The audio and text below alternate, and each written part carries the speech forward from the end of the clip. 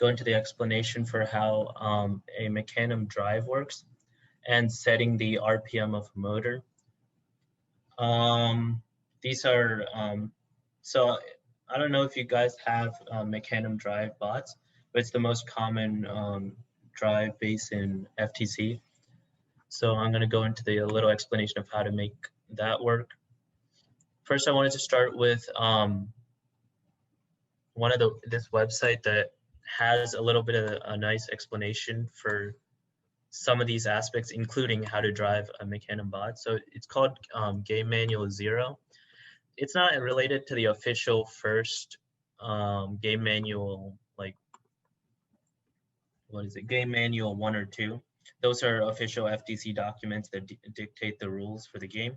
Game Manual 0 is just a little document made by a third-party team, and it goes into a lot of explanation, both mechanically and programmatically, into some things that like the main first documents might not cover. So one of them is the Mecanum Drive. So Mecanum Wheels, they look like this, or if I can pull up another picture. You guys probably have seen them, so I probably don't have to go there. But they have these 45-degree angle sideways rollers. And this allows them, compared to a tank drive, which only has normal round wheels, a Mecanum Drive allows you to move in any direction in 360, and it also allows you to move and turn at the same time. So it allows a lot more flexibility than a tank drive. A tank drive can only move forwards, backwards, or turn at one point, but a Mecanum wheelbase allows you to do any variation of like complex turns all at the same time. I'm gonna skip over a little bit of the physics. You can read about it, but it shows you how the vectors cross out to create some of the strafe motions and like rotational motions. This is a basic diagram of how a Mecanum Drive works. So some of them represent the same thing as a tank drive. If you set all 4 motors to 1 power, one representing straight forward, the robot will just move forward. If you set them all to -1, the robot will obviously move backwards. And the 2 middle ones also represent a tank drive. If you put the 2 left wheels backwards and the 2 right wheels forwards, the robot will turn counterclockwise. But if the left wheels are forward, the right wheels are backwards, the robot will turn clockwise. And these 2 represent the 2 special motions that a Mecanum wheel can do beyond a tank drive. If you move these 2 wheels, I call it inwards because it's moving into the horizontal area here. But if you move this one up and this one down, and then you move these 2 outwards, this one up, this one down, by making the motion in there, you can move, because of the way the Mecanum wheels are built, you can move left, so the robot will strafe left. Or here you can see by doing the exact opposite, moving these ones outwards, moving these ones inwards, you can move to the right. So this allows you to move in any direction by combining these motions and moving like, you can move diagonal, you can move in any of the 360 degrees, and you can move at them in any specific angle. So you could be facing any direction and moving any way.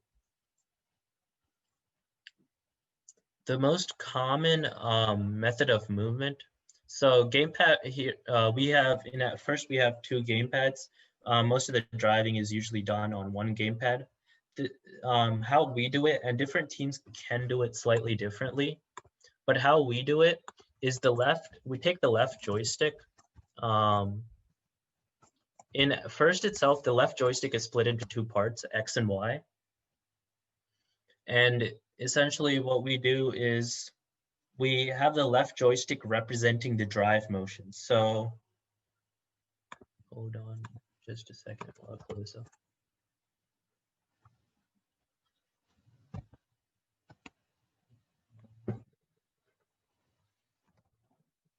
So on a regular controller, you have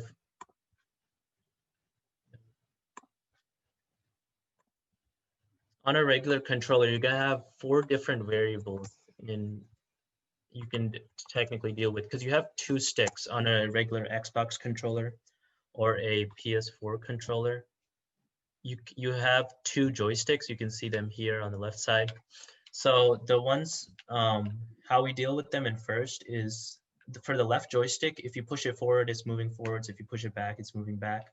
Left is left, right is right. We use that to represent the direct translational motion of the robot. So if we move it left, we want it to strafe left to right. If we move it up or down, we want it to move in that direction. And then we can use the right joystick. This is how a lot of FTC teams do it. The right joystick represents turning motion. So if you have it all the way to the right, it's turning clockwise. If you have it all the way to the left, it's turning counterclockwise.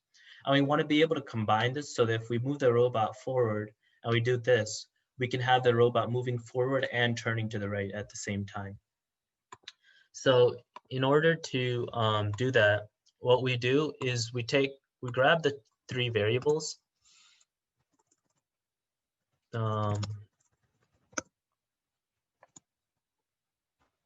And we rename them into forward, strafe. These are just sample variable names that I'm using. But this is FWD representing forward, STR representing strafe, left or right, and ROT representing rotational. So we take these 3 variables. These are the most important ones. The left stick X, which is like how far left or right the left stick is. Left stick, oh, never mind, these are flipped. Left stick Y is how far up or down it is. So that represents how far forwards or backwards we want to go with how much power. The X represents the strafe, left or right. And then the rod represents the rotational. So we're using the right stick for rotational. And essentially the math behind it is kind of interesting. You can see it, I believe, here.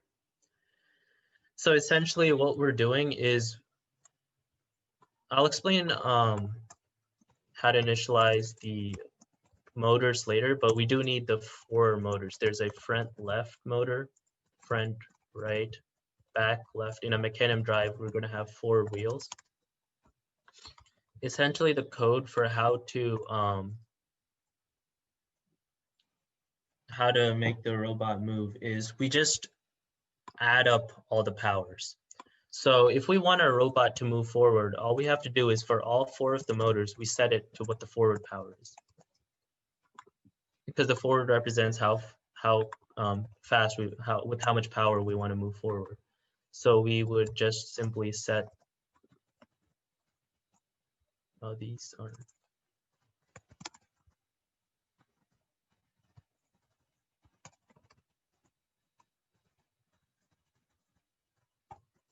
So we'd simply set the power of all 4 of the motors. For strafing, if you look at the diagram, you'll notice that in order to strafe, if we consider strafing to the right to be considered 1 power, full power, you can see that the signs for the top left and the top right wheels match up. So if we're trying to strafe to the right at 1 power, full power, we set the top left wheel to 1, and we set the top right wheel to 1. And then we set these 2 wheels to the exact opposite, -1. So it's the negative of whatever the sign of the strafe is. So that's exactly what we would do in our code here as well. The front left wheel, if we want to strafe, we have to match the sign of the strafe. Because if it's positive, if we use right power to represent positive, then the forward motion is also considered positive. So since the sign of these 2 match, we would just set the strafe power equal to forward plus strafe. For the front right wheel, it's the exact opposite. If we want to move to the right, we have to move it in the opposite direction. So we would set forward minus strafe, and same rules for the back left is minus strafe, and back right is forward, so it's positive strafe. So if you ignore the forwards over here, you'll notice that this will allow a robot to just strafe if you only look at the strafe powers. If it's set to +1, it's going to strafe all the way to the right. If you set it to -1, it'll strafe all the way to the left. And the same thing for the rotationals. If we consider a clockwise rotation to be a +1 and a counterclockwise rotation to be a -1, you'll notice that in a clockwise rotation where the power is +1, the sign of this one is also matching +1, and the sign of this one is matching. So the left two wheels are moving positive if the robot is moving positive, if it's turning positive. And these two are moving negative. So you do the same exact thing for if you want it to rotate with positive power, you make the two left wheels rotate with positive power, and you make the two right wheels rotate with negative power. So by combining each individual aspect, make the forwards are all just moving forward. The strafe, the sign is, you just follow the diagram for the sign, essentially what way you want it to strafe. You can just combine each individual component and add it together. And that would allow you to create a simple, this is a very simple Mechanim Drive.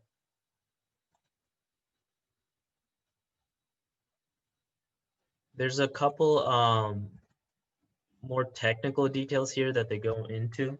One of them is that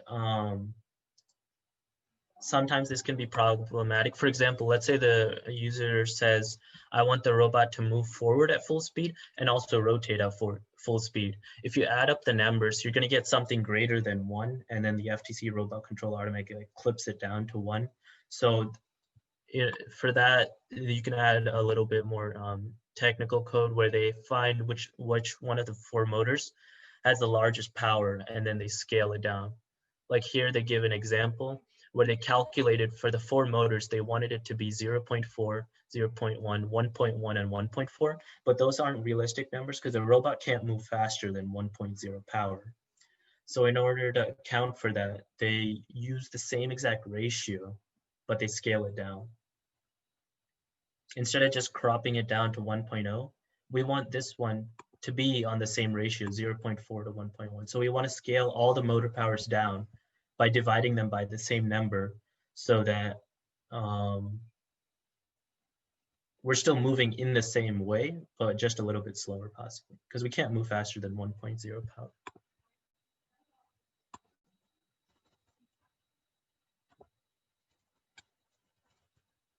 And just to complete this as an op mode, I'm gonna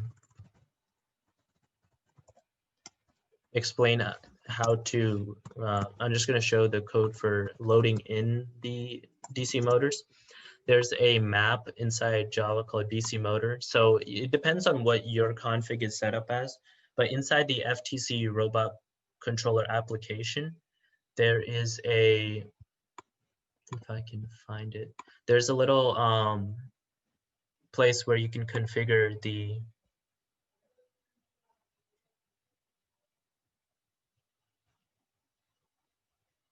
I think it's in here.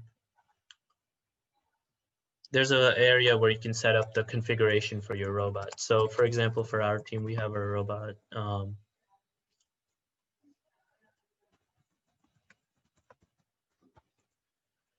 We have our motors called front left, front right, front back left, back right. So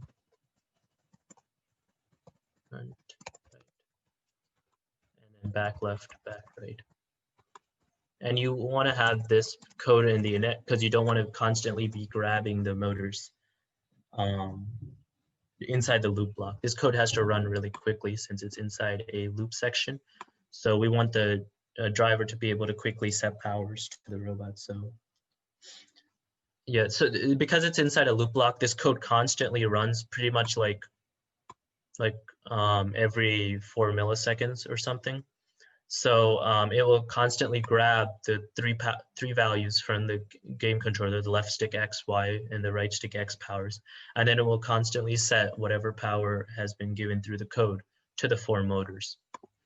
And over time, it'll allow the user to drive around the field.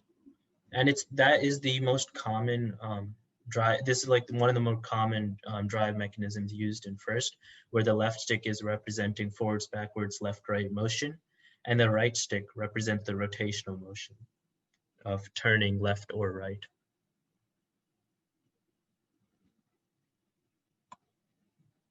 I also recommend checking out, if you're interested, some of the more some of the aspects of Game Manual 0. Some of it goes into more technical stuff, such as a finite state machine or control loops. These are some more complex, like PIDs, what a PID is, explanations. And some of them, like this, are more basic. How to like use the first SDK, has some methods, how to grab stuff, how to get motors, get op modes.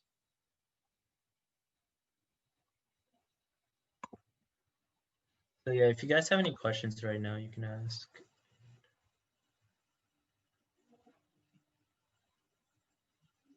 If you have any questions about the Mecanum drivetrain.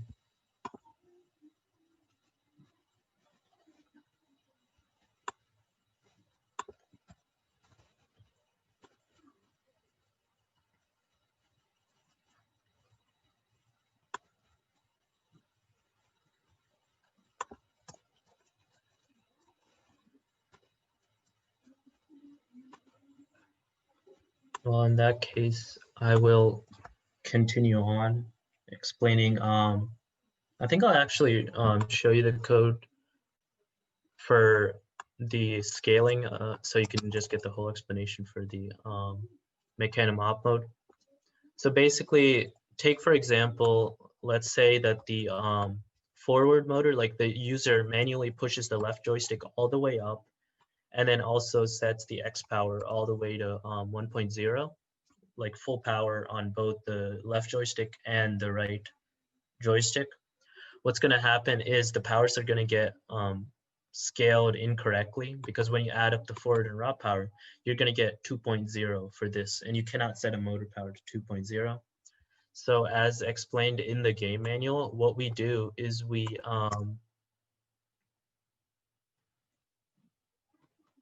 create variables for all of these motors. So instead of directly setting them in, we're making the calculation, and then we're going to store it in a double variable.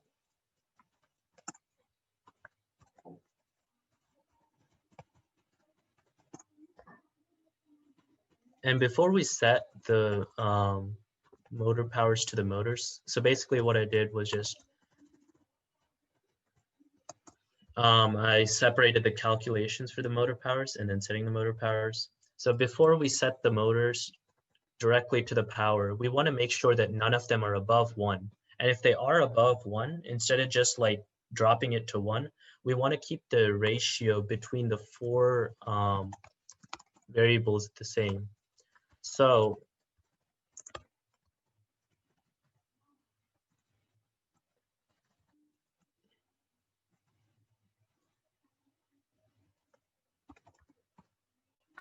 I'm taking the absolute value of each one of the motors, because we don't want it to cross 1, but we also don't want it to cross -1. We cannot set beyond -1.0 power either.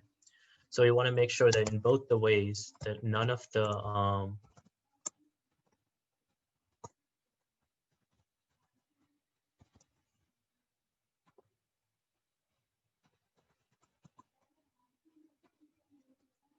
so we check if any one of them has crossed the 1.0 power threshold.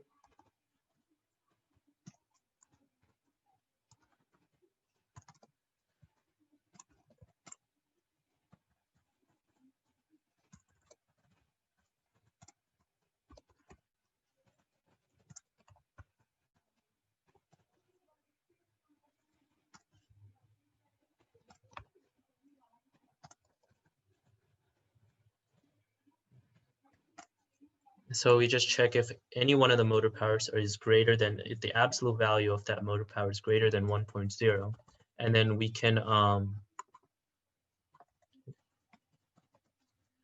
take all 4 of the motors, figure out which one is the greatest. So we take we again take the I believe the absolute value and figure out which one has the greatest absolute value. So You can use the math.max function to figure out which one has.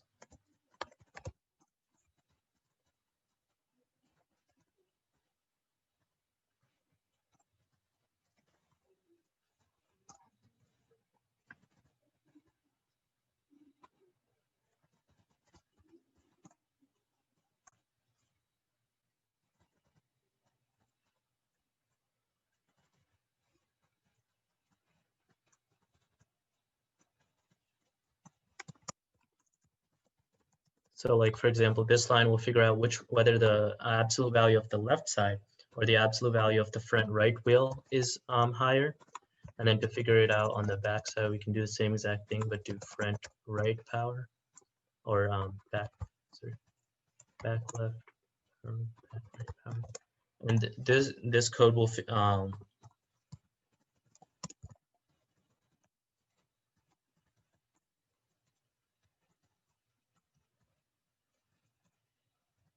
this code will allow us to figure out which one of the 4 wheels has the absolute highest motor power.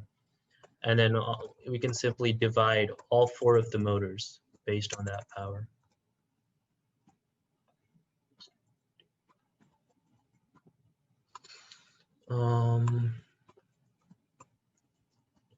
Divided by whatever, so that whichever wheel has the most power will be cropped down to just 1.0 power, and then the rest of the wheels will be scaled based on that.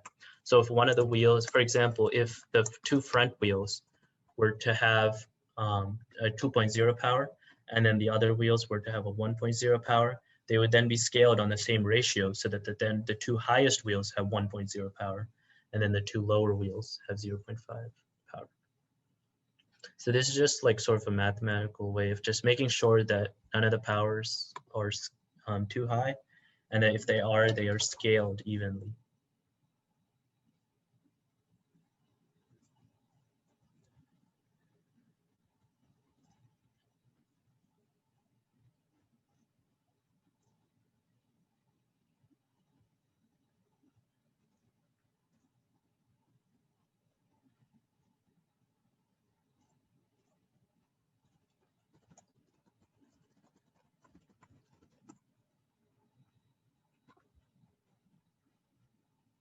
Okay.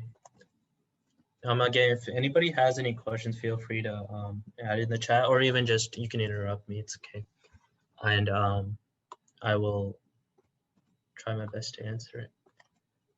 But otherwise, if no one else has any questions, I'm going to explain for this year how to set the RPM of a motor. This is important this year because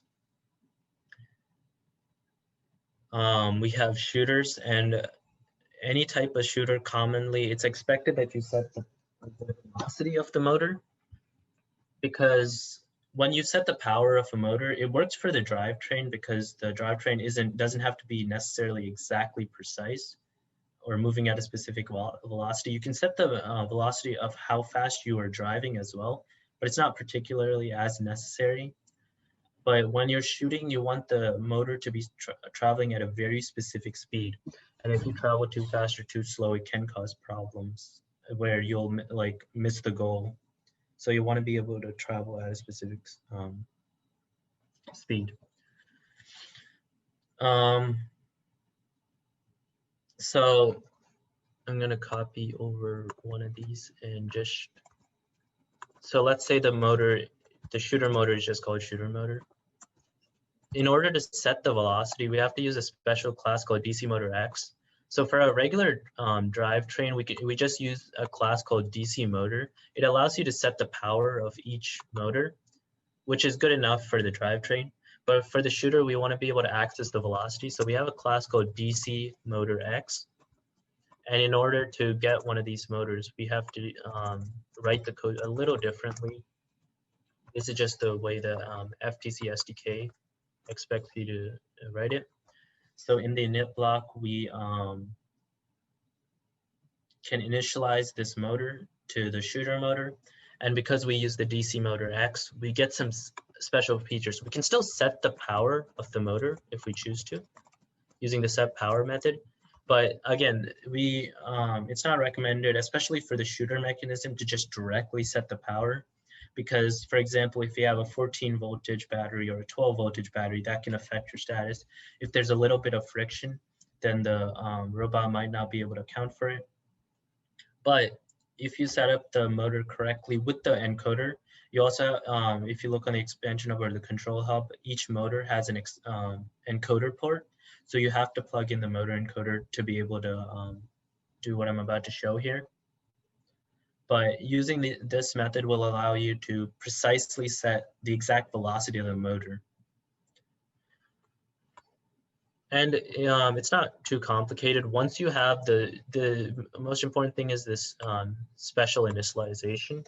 You initialize it with a special DCX motor.class. It's like a Java reflection mechanism of being able to convert it. Instead of a DC motor, you want to be able to get a DC motor X.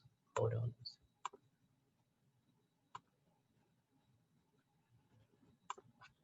Sorry. So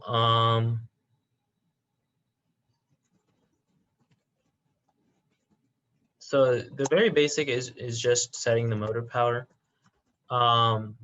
So this is if you I'm kind of skipping ahead, but to just simply set the velocity, you just use the set velocity method. But to know like what velocity you need to be able to set to, there's some prerequisites.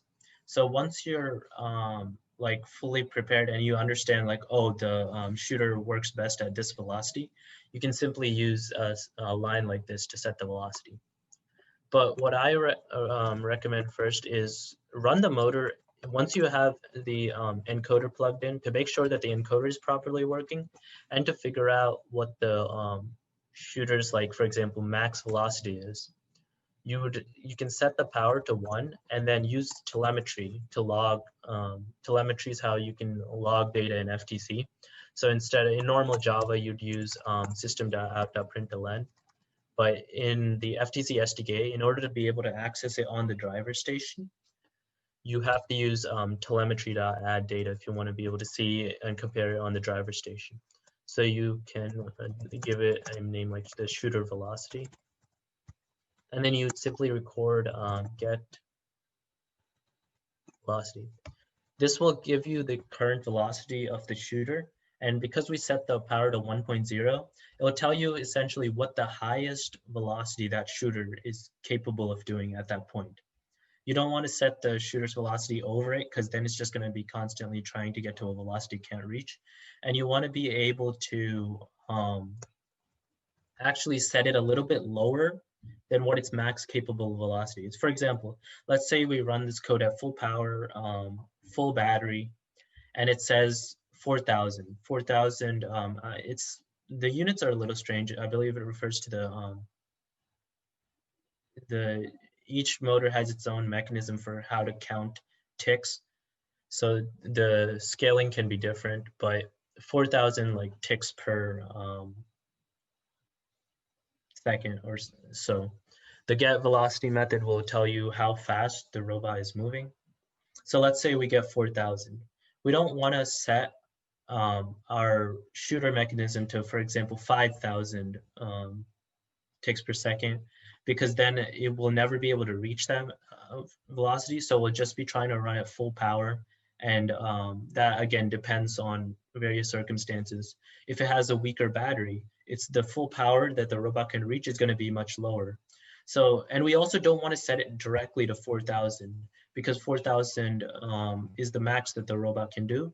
So it might not always be able to reach that number, depending on whether, for example, there's some friction on the robot or something changes mechanically, or if its battery isn't completely at full voltage. So so the max you would want to say is like maybe 3,500 or even 3,000. So if it's constantly trying to target 3,000 ticks per second, if for some reason it slows down and goes below that, it has the capability of putting more power on the shooter and raising it to 3,000. Or if it goes too high, it can slow down to 3,000. So you want to leave it a little gap so that you can set a target that's not equal to its max capability. Another thing I'm going to show is a very simple like adjusting the velocity. So when you're testing out your shooter mechanism, you might start off with a target velocity of maybe, for example, of like, I'm just, or started off a little slower, just picking random numbers here. But as an example,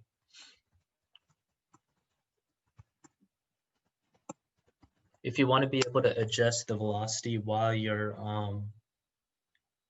working on the robot, you could, for example, have it, right now I'm going to set it to the 2 gamepad, D-pad left and D-pad right. So if I just do, oops.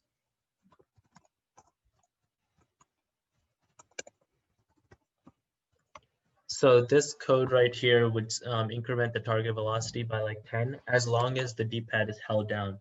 And because this code is running in a constant loop, every single time it crosses this and it sees that the D-pad left is held down, it can increase the velocity. And then you can also check the other way around to see if D-pad right is checked, then if the left is held down, you can slow it down. If the right is held down, you can increment it. So this will allow you to adjust the velocity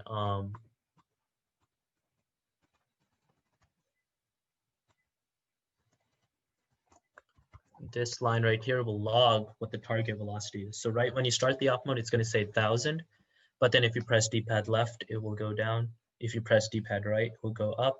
And using that, you can test it. This is how we did our code. We essentially set different velocities and tested to see how far the ring went, to see what velocity is the most accurate and works best for our mechanism and our shooter. So you can just mess around with different target velocities. And once you find the correct velocity, you can just set your target velocity to that. You don't have to worry about changing the velocity. With that code you just wrote with the D-pad, so you have to hold it to get that speed adjustment, right? Not just push it to -10 and then -10 again. Yes, so D-pad left, essentially while the loop is running, it tells you whether the left button is pressed down. So if you hold it, it's going to over time rapidly decrement by 10. Okay, so if you just press it once, it goes down 10. You got to push the right D-pad to go back up to the normal 10. Okay. And you got to, if you hold it, it will rapidly decrease.